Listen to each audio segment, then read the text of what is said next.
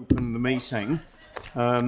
So we've got two open agenda items still to deal with. And Leah, I'm very aware that we kept you waiting in the public gallery in the hope we might get to this before lunch, and unfortunately we didn't. But the first of the two items that you're presenting is the corporate finance report for the period ending 30th of June, which is item 12 on our agenda. So if there are any introductory comments that you wanted to make. Yeah, thank you, Councillor Turner.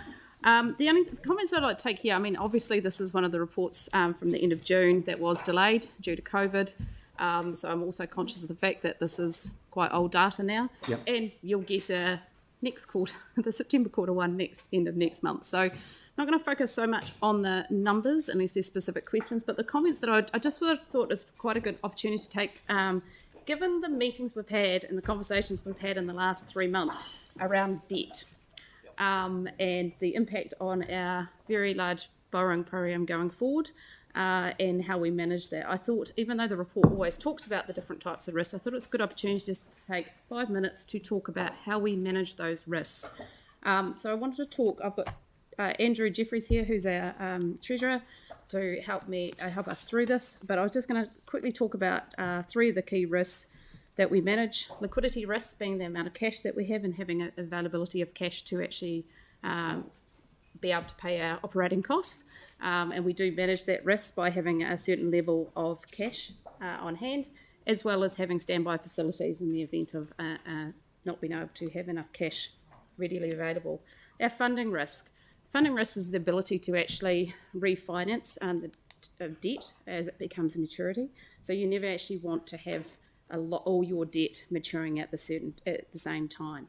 And that's really highlighted, like, for instance, when COVID-19 happened last year, all of a sudden the markets moved, and if we'd had a lot of debt requiring to be refinanced, yes, we would have been able to get it, but it would have been at quite a lot of high cost. So we have policies that we put in place in regards to how much we have maturing in any given time, and that's also taken into account of our borrowing requirements and when we believe they would be. You also need to note that obviously we borrow in regards to our capital program and depending on when that is required. So we need to have some flexibility in there. One of the key risks, though, that has been one that we've been talking about a lot lately is our interest rate risk. So that's the risk of when we had to refinance and take new debt, the cost of that. And the way we manage that, or help manage that, is in regards to taking on hedging. So that way all our debt is actually borrowed on a floating basis. Now, floating, if you borrow everything in floating, you'll know this from a mortgage, it changes. The rates change every quarter. May go up, may go down. From a council point of view, that would be very high risk for us. It might be good last year when we had very low interest rates, but it wouldn't be so good when things are forecast and based on our program. So what we also do is take into account our hedging program, which allows us to fix some of that debt, but we have to manage that. We also have to manage it based on where our debt and our reforecasting is coming through.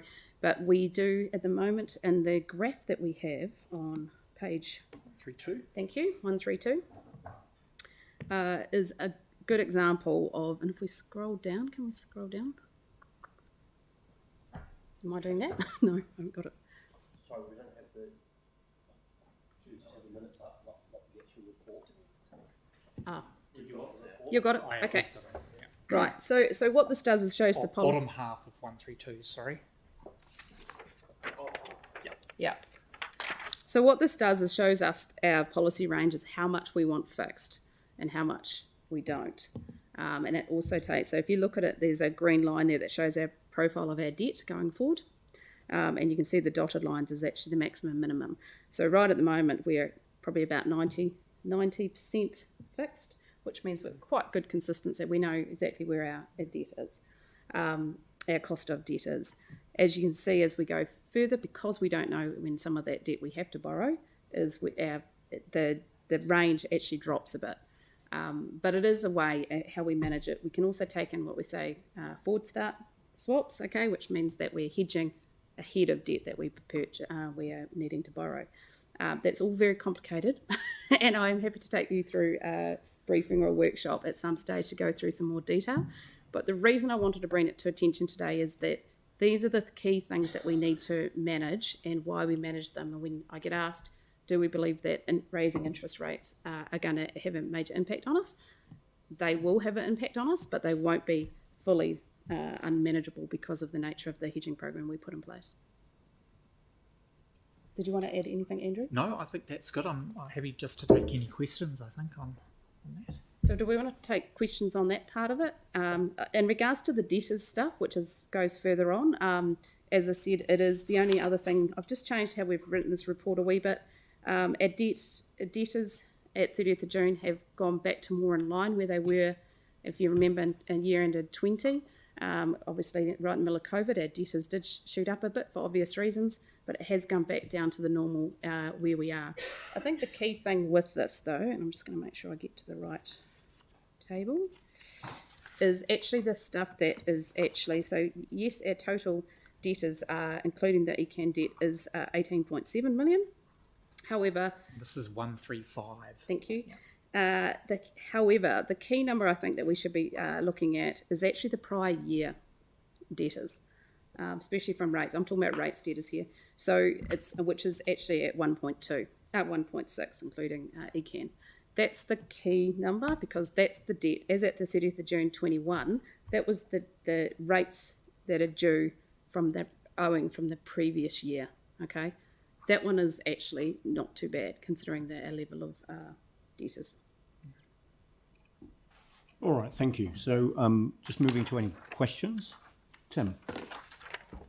Thank you. 4.7 on 132, I believe it is. Yep. We've got 50. Was it? Oh, hold on, I've got to find it myself so I can know what I'm 50 doing. million on call. Yeah, so we've got 1.3. So we keep talking about being with regards. We are with LGNZ our borrowing, Yep. and so so we've got 50 million. Sorry, on call from Rabobank. So our GFA is our Yep. borrowing program. Yep. This, what we're talking about, is our money that we've got that we've invested essentially on term deposit or on call. So that's a 50. Actually, it's so. What's the interest we're getting off that? If it's 0.85, I think. Cool. Thank you. Any further questions? No? Leah, anything else that you were wanting to raise? Not at this stage. All right, thank you. So realising that this report has come late and we've got another one due next month. Yeah, I think it is next month. I was just asking Andrew that, yes, because it'll be the Right, quarter to okay. September. So we've got a recommendation to receive the information in the report. Mike, you'd already indicated you're happy to move that. Pauline will second. Any discussion? All those in favour say aye. Aye. Against? That's carried. Thank you. And then, Leah, your next report is item 15, the Christchurch Foundation.